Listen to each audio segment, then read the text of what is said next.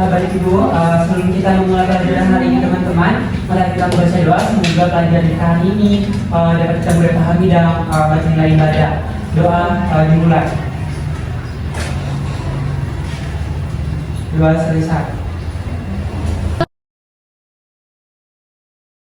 Lalu kita belajar tentang apa? Ada yang tahu? Ada yang masih ingat? Pekan lalu kita belajar apa? Ya, silakan hari ini. Lalu kita belajar tentang pertumbuhan dan perkembangan. Oke, tentang pertumbuhan dan perkembangan. Pekan lalu kan kita belajar tentang pertumbuhan dan perkembangan. Nah, Nabila, tentang pertumbuhan dan perkembangan, apa yang telah kamu pelajari pekan lalu? Ibu, di mana pertumbuhan yaitu proses pertambahan ukuran atau volume tubuh secara fisik, sementara perkembangan yaitu perubahan pada fungsi dan struktur tubuh yang lebih kompleks yang meliputi kemampuan motorik, kognitif, sosial, dan emosional. Aku akan mengabsen terlebih dahulu sebelum kita memasuki pembelajaran kita pada hari ini. Siapa yang tidak hadir hari ini? Widya Stuti. Oke, selain Widya Stuti siapa lagi? Tidak ada. Berarti semuanya hadir kecuali Widya Stuti ya? Iya.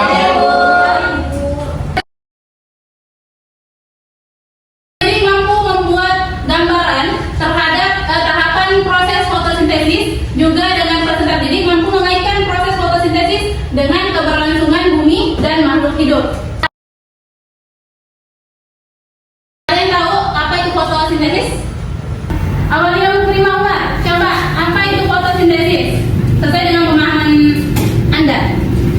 Fotosintesis itu, Bu, merupakan proses yang terjadi pada tumbuhan, Ya. di mana mereka dapat mengubah energi cahaya matahari menjadi energi kimia dalam bentuk glukosa atau gula. Oke, betul ya dikatakan temannya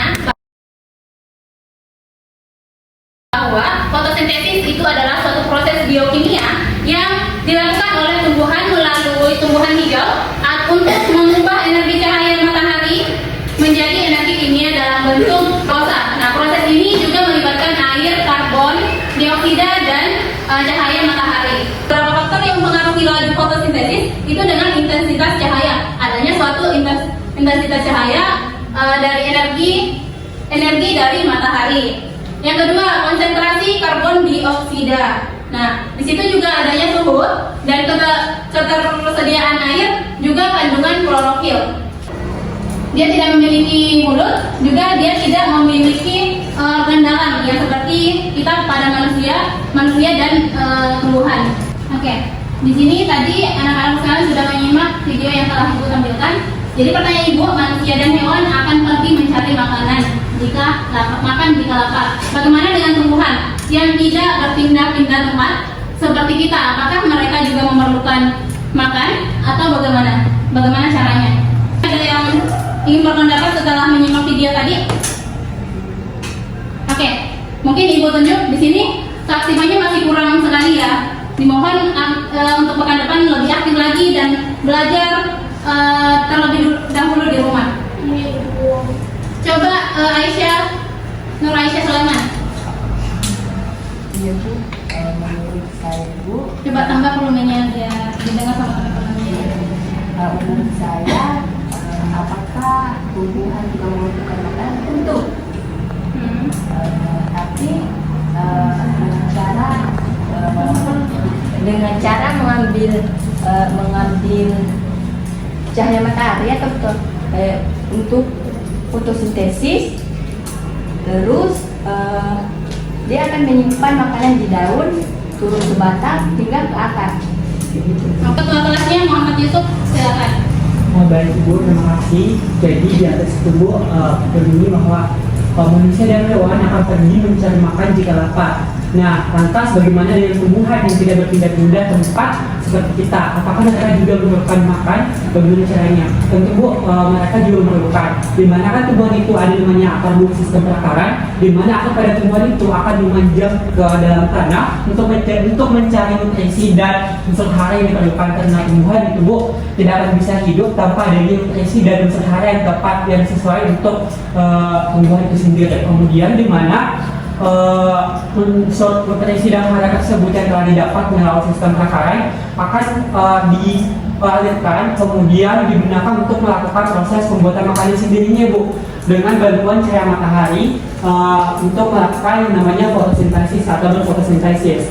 Dengan bantuan cahaya matahari itulah tumbuh akan membuat makanan sendirinya dengan selanjutnya itu berupa glukosa dan udara yang kita gunakan seperti saat ini.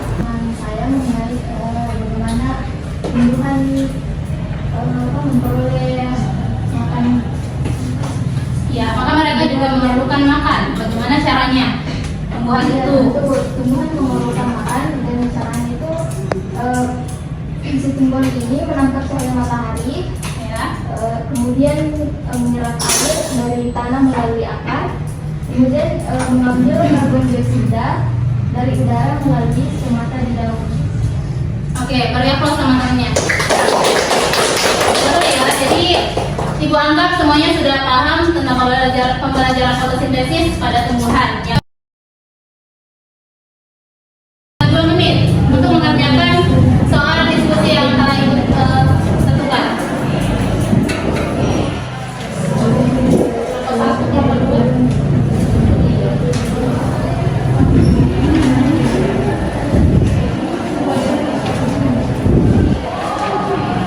Oke, jadi di sini tadi yang kelompok 5 itu dia difokuskan untuk bertanya kepada kelompok 1, 2, 3, dan 4. Jadi dimohon untuk kelompok 1, 2, 3, 4 untuk mengerjakan sesuai dengan instruksi yang telah Ibu berikan.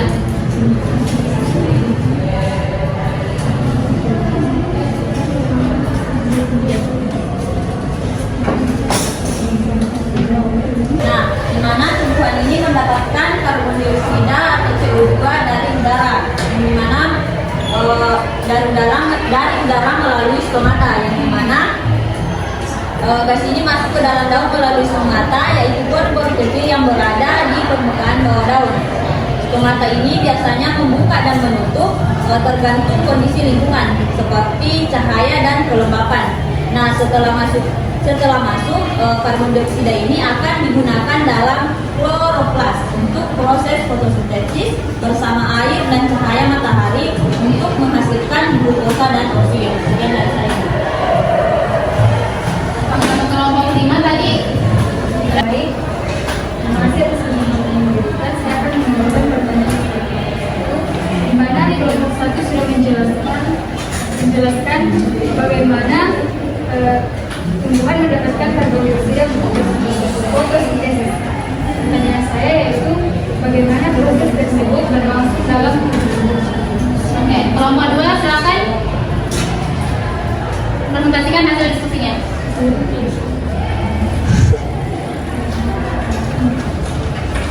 Baik, jadi menurut saya Bu, oksigen itu didapatkan dari tumbuhan, di mana tumbuhan itu ketika berfotosintesis dia akan menghasilkan oksigen, yang dimana oksigen itu akan dihirup oleh manusia dan kemudian si manusia itu akan menghembuskan nafas, yaitu mengeluarkan karbon dioksida dan kemudian akan diserap lagi oleh tumbuhan untuk melakukan fotosintesis. Kelompok 5.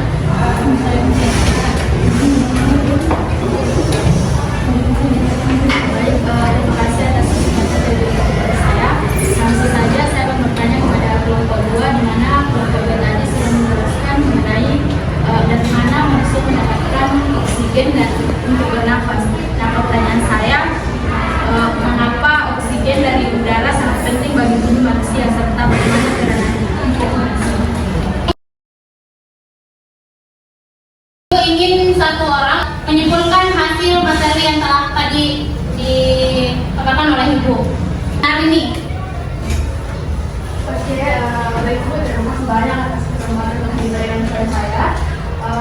Materi yang telah Ibu tadi Dan saya kepada kami mengenai fotosintesis. Nah, fotosintesis merupakan sebuah proses pengambilan dari tumbuhan yang dia akan menghasilkan air sendiri. Kalian tidak tahu bahwasanya si tumbuhan ini dapat berpindah-pindah untuk mencari kalian yang lain. Mereka itu melakukan sebuah proses namanya fotosintesis, yaitu dengan bantuan dari cahaya matahari, karbon dioksida atau CO2 serta air atau H2O yang kemudian akan melakukan sebuah glukosa atau C6H12O6 yang tentunya sangat penting baik kelangsungan pertumbuhan maupun perkembangan si tumbuhan itu, dan sangat penting nantinya baik kelangsungan juga hewan maupun manusia yang berada di sekitaran lingkungan tersebut. Terima kasih. Terima kasih untuk menarik ini. Muhammad Yusuf, pimpin doanya dulu. Baik Ibu, mari kita membaca doa. Semoga pelajaran kita hari ini dapat kita mudah pahami dan bernilai ibadah. Doa dimulai. Doa selesai. Cukup sekian untuk pertemuan Ibu hari ini. Sampai jumpa di Kamis depan, insya Allah. Saya akhiri, wabillahi taufiq wal hidayah. Assalamualaikum warahmatullahi wabarakatuh.